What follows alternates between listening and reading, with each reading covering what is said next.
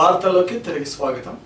ఎన్నికల వాగ్దానాలను విస్మరించి ప్రజలను మభ్యపెడుతున్న ప్రభుత్వ మోసపూరిత విధానాలను ప్రజలలోకి తీసుకువెళతామని వైసీపీ నగర అధ్యక్షుడు అప్పిరెడ్డి తెలిపారు. ఈ సందర్భంగా గడప గడపకు వైసీపీ కరపత్రాలను ఆవిష్కరించారు. టీడీపీ అధికారంలోకి వచ్చి 2 సంవత్సరాలు గడుస్తూ ఉన్నా ఏ ఒక్క హామీని అమలు చేయలేదన్నారు. అవినీతి అక్రమార్జనలో ప్రభుత్వం రికార్డు సృష్టించిందని ఆరోపించారు. శుక్రవారం నుండి పశ్చిమ నియోజకవర్గం పరిధిలో పర్యటన మొదలు పెడుతున్నామన్నారు.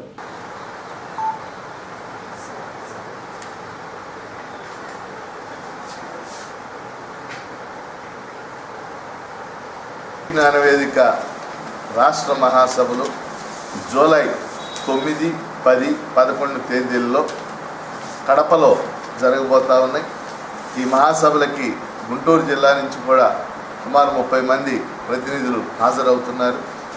26 ఏళ్ల క్రితం స్థాపించబడినటువంటి జన విజ్ఞాన వేదిక మూఢ విశ్వాసాలకి వ్యతిరేకంగాను శాస్త్రీయ దృక్పథానికి అనుకూలంగాను అనేక ఉద్యమాలు నిర్వహించడం జరిగింది. సమాజంలో సమగ్ర అభివృద్ధి జరగాలని, అభివృద్ధి వికేంద్రీకరణ చెందాలని జన విజ్ఞాన వేదిక కోరుకుంటుంది. అలాగే అభివృద్ధి పేరుతో జరిగేటటువంటి పర్యావరణ విధ్వంసాన్ని కూడా మేము వ్యతిరేకిస్తున్నాం.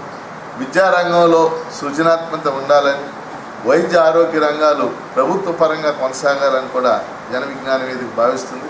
దీనిలో భాగంగా అనేక ఉద్యమాలు గతంలో నిర్వహించడం జరిగింది.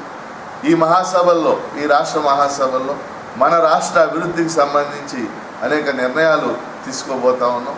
ఈ మహాసభల్ని జయప్రదం చేయాల్సిందిగా మరి ప్రతినిధులను కోరుతున్నాం. అలాగే ఈ మహాసభలకు తమ మద్దతు అందించవలసిందిగా గుంటూరు జిల్లా ప్రజలకి, పుర ప్రముఖులకు కూడా విజ్ఞప్తి చేస్తాం. ఈ నెల 9, 10, 11 తేదీలలో జన విజ్ఞాన వేదిక రాష్ట్ర మహాసభలు కడపలో జరుగుతాయని జిల్లా గౌరవ అధ్యక్షుడు కెఎస్ లక్ష్మణరావు తెలిపారు. ఈ సందర్భంగా యూటీఎఫ్ హాలులో రాష్ట్ర మహాసభల గౌడ పత్రికను ఆవిష్కరించారు. ఆయన మాట్లాడుతూ మొదటి రోజున మహాప్రదర్శన, మహాసభ జరుగుతాయన్నారు. ప్రారంభ సభకు సిసిఎంబి మాజీ డైరెక్టర్ మోహనరావు, ఉస్మానియా యూనివర్సిటీ ఆచార్యులు హాజరవుతున్నారన్నారు. ఈ కార్యక్రమంలో రమేష్, సుబ్బారాయుడు, హనుమంతరావు తదితరులు పాల్గొన్నారు.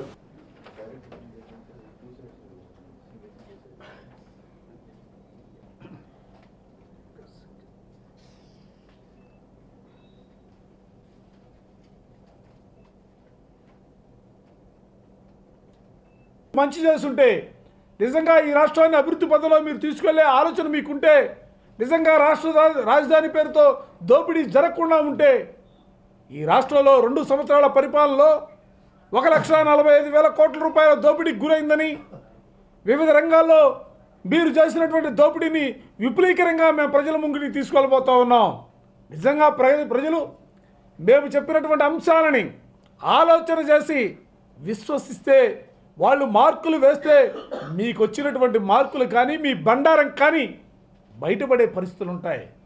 ఇవాళ ఏ ఒక్కరిని కదిలించినా కూడా, ఏ ఒక్క రంగంలో ఏ ఒక్క ప్రజల్ని కదిలించినా కూడా, ప్రతి ఒక్కరు కూడా ఈ ప్రభుత్వం, చంద్రబాబు నాయుడు ప్రభుత్వం దాచుకోవడమే తెలిసింది. ఈ రాష్ట్రంలో ఏ ఒక్క కార్యక్రమం కూడా అమలు జరుగుతున్నటువంటి పరిస్థితి లేదనే భావాన్ని వ్యక్తం చేస్తున్నటువంటి పరిస్థితులు ఉన్నాయి. అందుకే వైఎస్ఆర్ కాంగ్రెస్ పార్టీ గడప గడపకి వైఎస్ఆర్ కాంగ్రెస్ పార్టీ పేరుతో ఇవాళ ప్రజల ముంగిటికి వెళ్ళే కార్యక్రమాన్ని, ప్రజల ముంగిటికి వెళ్ళడం ద్వారా ప్రజల్ని చైతన్యవంతులు చేసే కార్యక్రమాన్ని ఇవాళ వైఎస్ఆర్ కాంగ్రెస్ పార్టీ తీసుకుంది. భయపడతా ఉన్నారు, ఎందుకంటే తెలుగుదేశానికి తెలుసు ఈ రాష్ట్రంలో వాళ్ళు అన్ని రంగాల్లో కూడా వైఫల్యం చెందారు. అందుకే ఈ ప్రభుత్వం మీద అసమ్మతిని, అవిశ్వాసాన్ని ప్రజలు వ్యక్తం చేస్తారు. రేపు జరిగే గుంటూరు నగరంలో అయితే కార్పొరేషన్ ఎన్నికల్లో చిత్తుగా తెలుగుదేశాన్ని ఓడించడానికి ప్రజలు సిద్ధంగా ఉన్నారు. కాబట్టే భయపడతా ఉన్నారు, ఉలికిపాటు గురవుతూ ఉన్నారు. ఏది ఏమైనప్పుడు కూడా వైఎస్ఆర్ కాంగ్రెస్ పార్టీ ప్రజల్ని నమ్మినటువంటి party YSR Congress party. QTV news ముగించే ముందు హెడ్లైన్స్ మరొకసారి.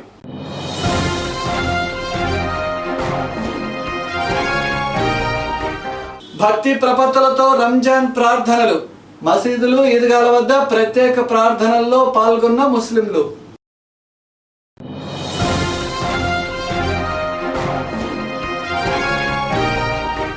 రాష్ట్ర అభివృద్ధిని అడ్డుకునే ప్రయత్నాలను మానుకోండి. వైఎస్ఆర్సీపీ నాయకులను హెచ్చరించిన మాజీ మంత్రి డొక్కా.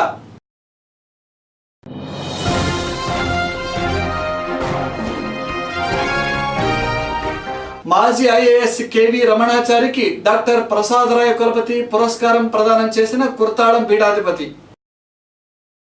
ఇవి ఈ రోజు విశేషాలు. మరిన్ని వార్తలతో మళ్ళీ కలుద్దాం. నమస్కారం.